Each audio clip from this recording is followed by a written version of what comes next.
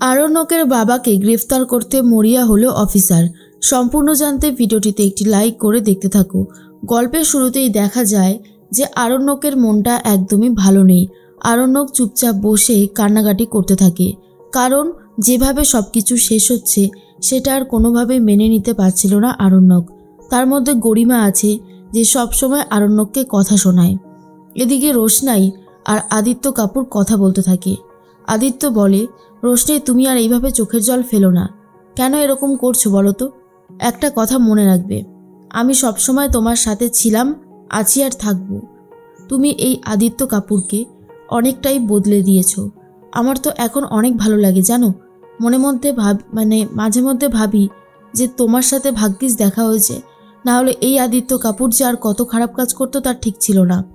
অন্যদিকে দেখা যায় আরণ্যকের কাছে যারা এসেছিল তাদেরকে তো রোশনাইয়ের নাম বলে দিয়েছিল। এরপর সেই লোকটাই ফোন করেছে রোশনাইকে আর বলে, ম্যাডাম আপনি আমাদের সাথে কাজ করতে ইচ্ছুক তো? তখন রোশনাই বলে, হ্যাঁ আমি অবশ্যই আপনাদের সাথে কাজ করব।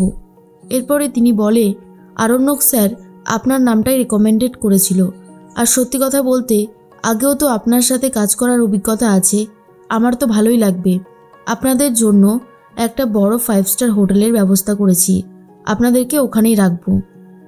তখন আদিত্য কাপুর বলে, যাক সব কিছু আপনি ভালোভাবে অ্যারেঞ্জমেন্ট করে রাখুন, আমরা খুব শিগগিরই চলে যাব, কোনো অসুবিধা হবে না।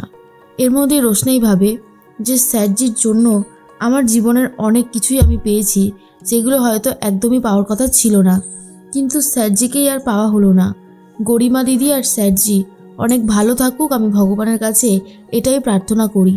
অন্যদিকে দেখা যায় লালনের সাথে চলে এসেছে অফিসার এসে বলে লালনের মাকে, দেখুন বৌদি, আমার গুরু আপনার হাজবেন্ড স্যার অনেক অনেক কষ্ট করেছিলেন, অনেক কষ্ট করেই তিলে তিলে যে টাকা পয়সা সম্পত্তি পরিমাণ উনি বাড়িয়েছিলেন সেটা অন্য কেউ ভোগ করবে, আমি আর এটা দেখতে পাচ্ছি না। তাই আমি চাইছি এর একটা বিহিত হোক।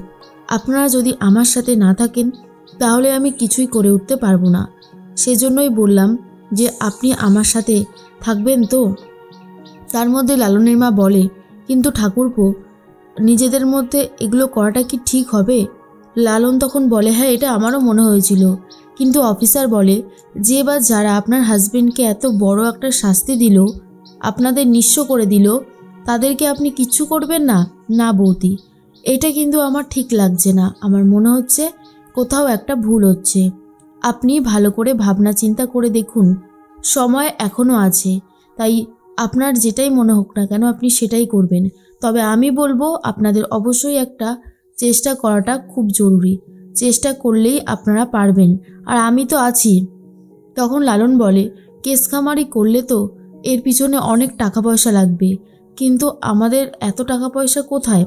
অফিসার বলে, তুমি চিন্তা করছো কেন, আমি আছি তো, দরকার পড়লে আমি আমার সর্বস্ব দিয়ে দেব, কিন্তু যে বা যারা অন্যায় করেছে আমি তাদেরকে কখনোই ক্ষমা করব না।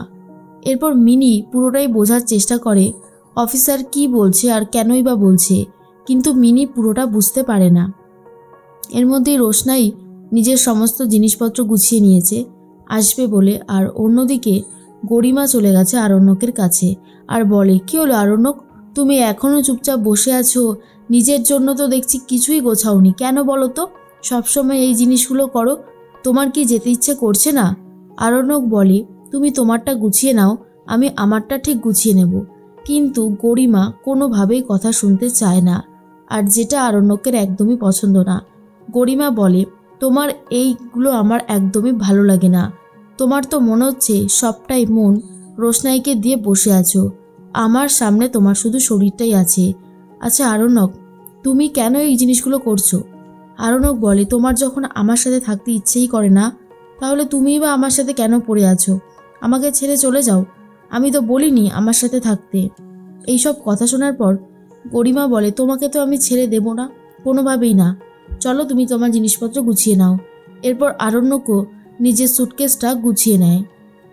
পরের দিন সকালবেলায় রোশনাইরা তো চলে এসেছিল, হুট করে রাস্তায় দেখে স্যারজি অসুস্থ হয়ে পড়েছে। ছোটু তখন বলে, কেউ আছো, একটু হেল্প করো না। এরপর রোশনাই আর আদিত্য কাপুর ছুটে যায়। রোশনাই বলে, কি হয়েছে ছোটু, স্যারজির কি হয়েছে? তখন ছোটু বলে, আর বলিস না, দেখ না হঠাৎ করেই বুকে ব্যথা শুরু হয়েছে। এরপর রোশনাইরা সবাই মিলে আরণ্যককে হসপিটালে নিয়ে যাচ্ছে।